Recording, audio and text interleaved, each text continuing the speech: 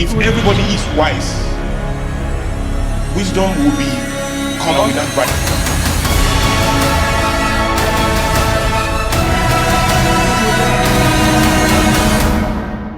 Feedback from the future.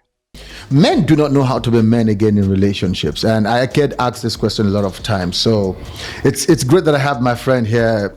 You know him, you see him. I call him the architect of thought. He's the architect of thought. So if your mind gets warped and twisted when he's done, don't worry, it's normal. He does that very, very regularly. So the question I want us to address is this. A man is in love with a very successful woman, and he says to me, Pastor, how do I love this woman? Because everything that they told me makes me a man. She can provide for herself, she can do for herself.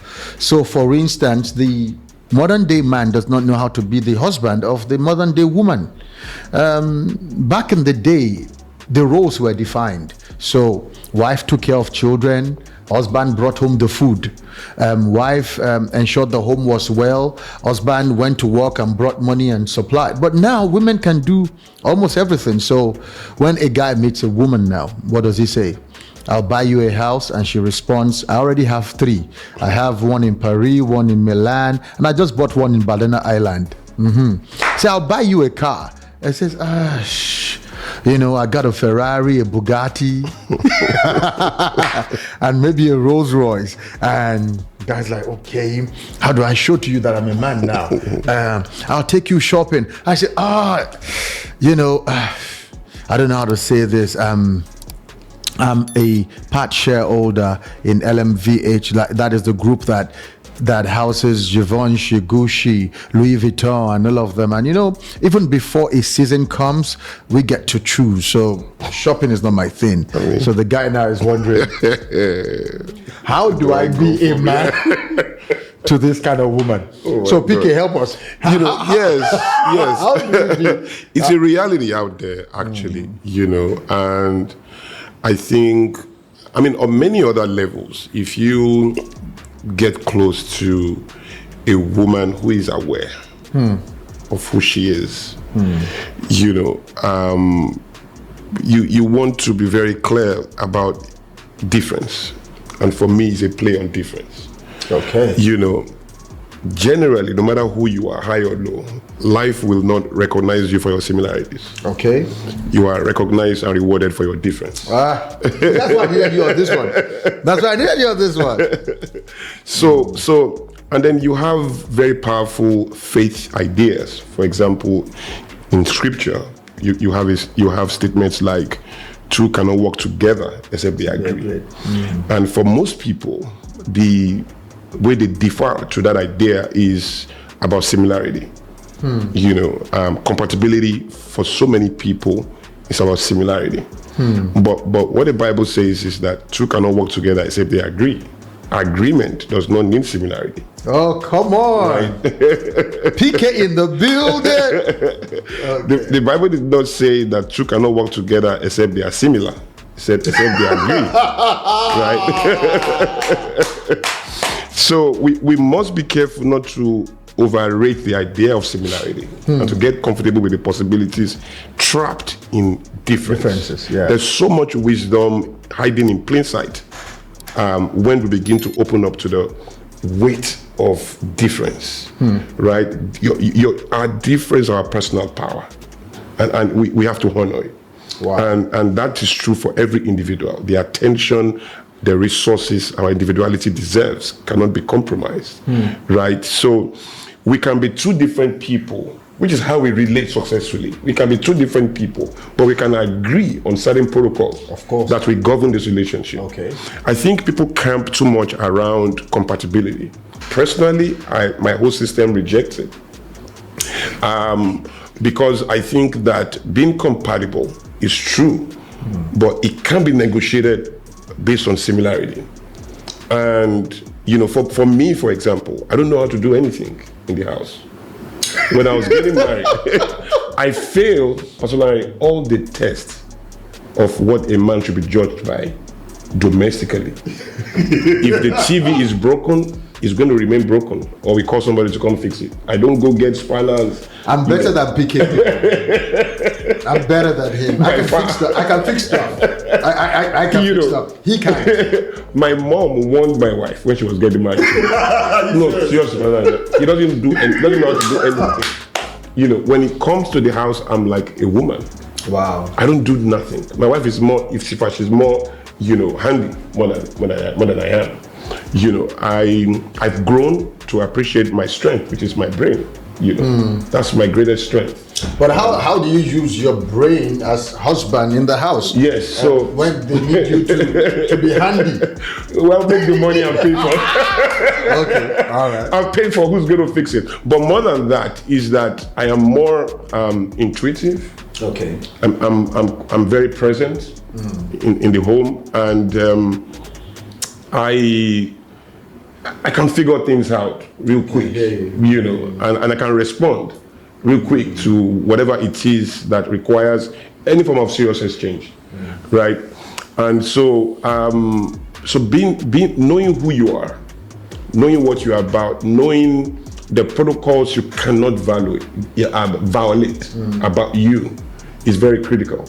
But doing the same for the woman is even more critical. So a woman who is made knows the way. She knows every protocol about royalty. Okay. She understands how it works. The last thing you want to do is to try to impress her on those terms. Because you are playing to your weakness and her strength. And you are playing to her strength. Okay. And depending on how you do it, you can even empower her ignorance by giving her, convincing her too quickly that you are not in the game, you don't know what's going on. And so she's going to sincerely try to save her and save herself and save you by taking charge of that relationship. And she's going to tell you what to do or label you very quickly as a virus and take you out. PK, that's harsh. That's harsh. I think I know, guys. I think PK is being very harsh. But it's true, personally. No, there's got to be a place for the soft guy. So there's got to be a place for the good guy. I believe so. No, but truly, and I've heard that. We've there's also the discussion that good girls are attracted to bad guys, and gentle people to harsh guys, and those kind of things. But it cannot be a disadvantage to be a nice guy. Sadly, No.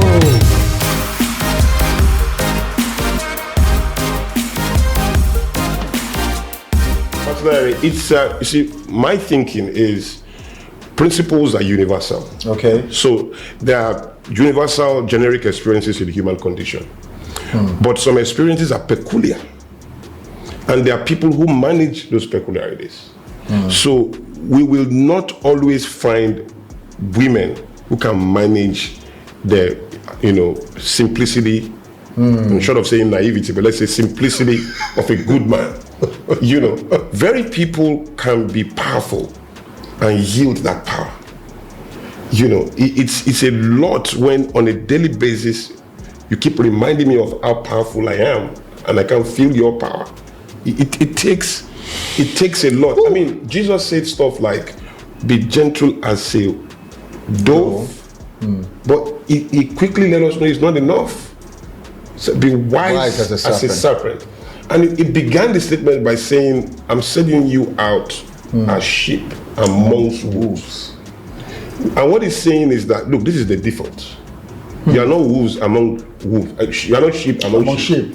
You are going to be sheep among wolves. So this is the way you handle it. So wow. You have to be dove and serpent. Because this is the default. If you can't see the wolves, you have to assume that they are there. And so you just can't be sheep. In fact, the Bible also warns us about wolves in sheep's clothing. Yes. But just know that the default, there are wolves there. And you have to be able to interpret that. And there are wolves that are not necessarily, I meet all kinds of men and women out there who know how to talk in their power, but they have it, and they need you to know that they do have it. You can't expect them to relate with you with some form of amnesia, or that they're not aware of the power that they wield. And you knowing and letting them know that you know that they have it, it's a lot of power in itself, and we respect it. What I found that power really rejects is the unconscious, that state of nescience that either denies the existence of that power or does not recognize it. There's nobody that will be powerful and endure your posture, of ignorance about that power. And then you are demanding natural nutrients like virtue, respect, and all of that. There's balance of power, and it's not negotiated based on weakness. Is that negotiated based on strength, mutual strength. Okay. Mutual strength. So you need I need to know that I'm powerful. I need to know that you are powerful. But more than the two, I need you to know that I know that you are powerful. And that's what Jesus was saying, that if you are going to go to war, it's not just your own weapons you need to know. You need to know what's on the other side. Yeah. So I really believe that men need a lot of wisdom. That does not mean that, in my own personal estimation, I think that if Adam in the garden was adequate, Eve will have been unnecessary. Come on! No! PK, you didn't just say that. You didn't just say that. I sincerely You just busted all our bubbles now as men, as in, oh man. And I think that Eve is the mediator between meaning and strength. And if you look at the garden, Eve was the one talking to the animals. That's meaning. Adam did not speak to any animal. He was naming them. So there's a big difference between, the authority and meaning. Meaning is more penetrative. Somebody that understands meaning, that this bosses it, will rent more space in the heads of people than somebody who is in authority, because he's not connecting. He's in charge, but he's not connecting. But the animals were talking to Eve.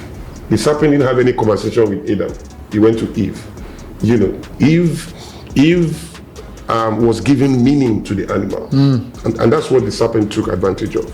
And once you understand that, you see that in a man, there's so much. Wow. There's so much. That is so powerful. That's so powerful. Yes. And when you look at it, you see that every time in life and in scripture, the woman is always that mediator between life, and legacy. The woman, we were non-existent. She gave birth to us, and then we have a chance at eternity. We have a chance at legacy. The woman is always in there, and for me, I think if we respect that, what it means is a bit more intimidating, because what it means actually is that, listen, there's a high probability, and I'm not going to say this is a rule, but there's a high probability that the woman is more powerful. No. I mean, statistically proven, actually, scientifically proven that I was doing some research and I found out that there are 16 indices that they use to measure leadership, and in 14 of those 16 indices, women outstrip men.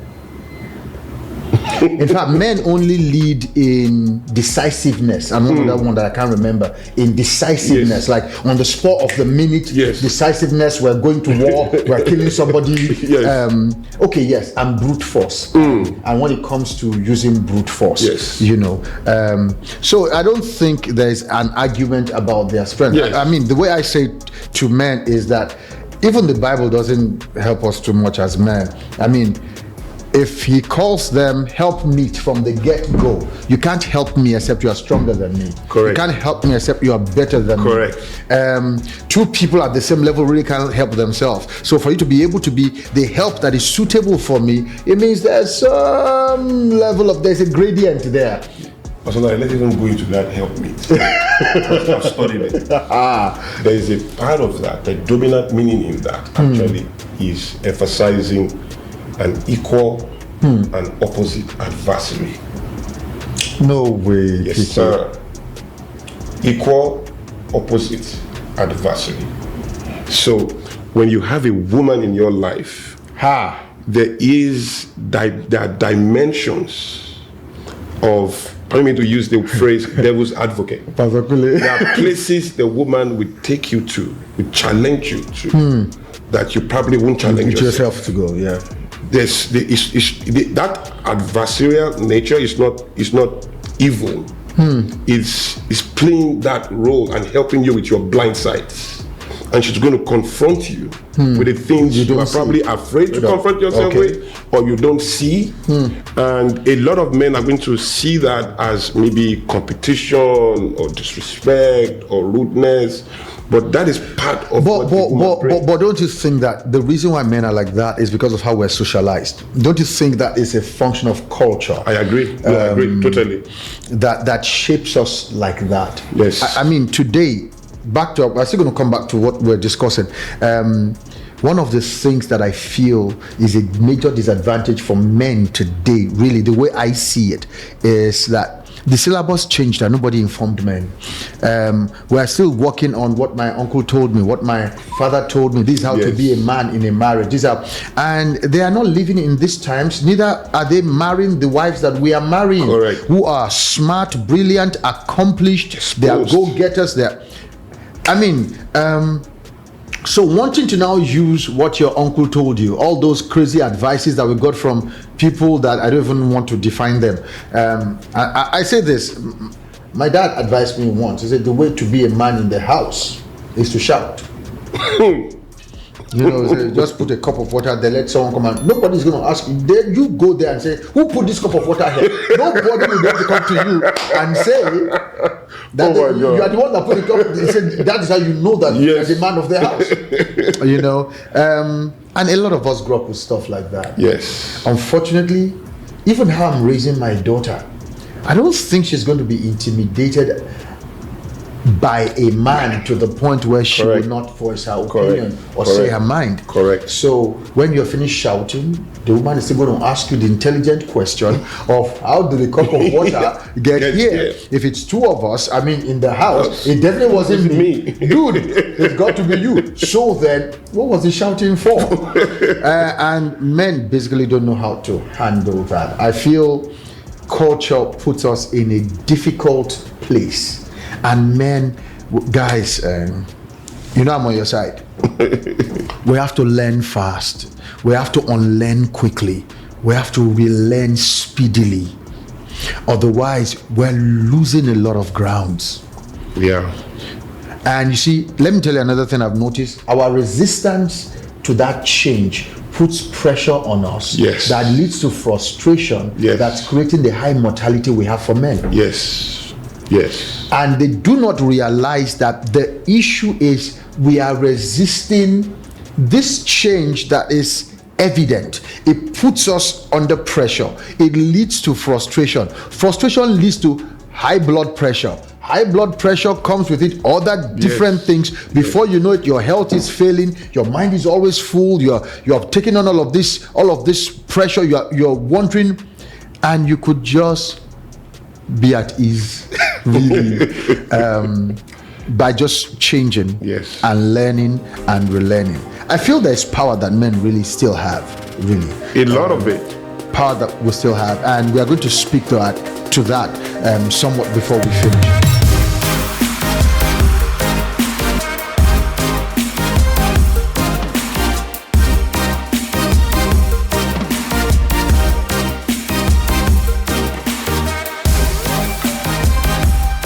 So if you're going to advise a 30-year-old man who's about to get married to a 27-year-old queen, what advice will you give him? I would say, be authentic. You have to be authentic.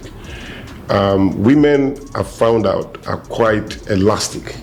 Okay. They can accommodate a lot, right? But I have found that a lot of women get easily put off, probably even irritated by pretense and unnecessarily point proving. Okay. You know, and authenticity attracts in itself. You know, and if you are yourself and you are honest enough to communicate, I always say to men, communicate whatever it is that is your authenticity. You got to communicate. You're preaching to me right now. Preach to the choir. You know, you got to communicate it. Your protocols, the assumptions you hold so dear. You got to communicate it. You know, I remember, you know, years ago, I was before I got married, I was dating someone, and you know, we were in a public transportation, and we got to a particular place we were supposed to alight, and the guy managing the vehicle was rude to her, and the guy acted in a funny way that suggested I was going to get violent. And you know, I've seen some violence, so I was processing it differently. What's going to happen here? I'm not going to descend, you know, to this. So I was in there studying what was going on. Then I managed to, you know, give the guy, some eye, you know, take it easy, you know, manage the situation. So the guy calmed down, and then we left. I didn't have to do anything. And then she took me on like 4 hours later. I can imagine. I didn't do anything. Yes. They're going to allow the guy to beat you know, me. to beat me and all of that. And I said, look, I can't fight. I've fought. I will never fight again. Wow. And I fight with this. And if you are going to be with me, you have to be ready to fight with this. Any other type of fight is too cheap for me. I can't descend that low. You know, so this is the reality. And she went on and on, you know, no, this is not able to defend me. I said, all I can do there is to make sure he doesn't hit you. By the time he hits you, my own question is, what did we do wrong? That we put ourselves in a place where someone like that could hit us. Wow. That is where, if I don't complain about what I permit. If you slap me, I don't say, why did you slap me? I say, what did I do to myself to allow you to slap me? If you tell me I'm stupid, I'm not going to say I'm not stupid. Maybe there's a way you see stupidity. So I want to understand it. But, so I don't defend myself that way. And later, over maybe 8 to 9 months later, she acknowledged that. And at that time, we're not even dating anymore, you know. But she acknowledged that, you know, I learned something from you, and you know, and I've tried to manage my relationship generally with that. My son now, you know, I try to model that as well. There's a program on TV that a lot of people see, and my assistant was asking me, you know, this show, what's your view of it? I said, you know, the day I see this show, if I sit on this show for 30 minutes, I think I've lost my right to correct David. You know, I said, I can't correct David again, you know, because I can't sit down to watch this show. Even if David did not see me, it's my personal thing. You know, it's not about David. So I think that authenticity and part of that is congruence. It's being break that down. When so congruence, as in be who you are everywhere. Okay. Don't be selective about where you express your authenticity. Okay. Let the people of your life, particularly the woman in your life, see you as this is who you are. You know, and somehow, I don't know how it happens, but I noticed that people generally, but most especially women, are ready to bend to your level of authenticity. Do you enjoy Olakunle Soriyan's content here on YouTube? Then you should be on Illuminate. It's the digital library of Olakunle Soriyan with over 25 years of private sessions, decoded frameworks, and content unavailable anywhere else. Visit bit.ly/PK Illuminate to start your 7-day trial today. Subscription starting from $10 per month. Feedback from the future.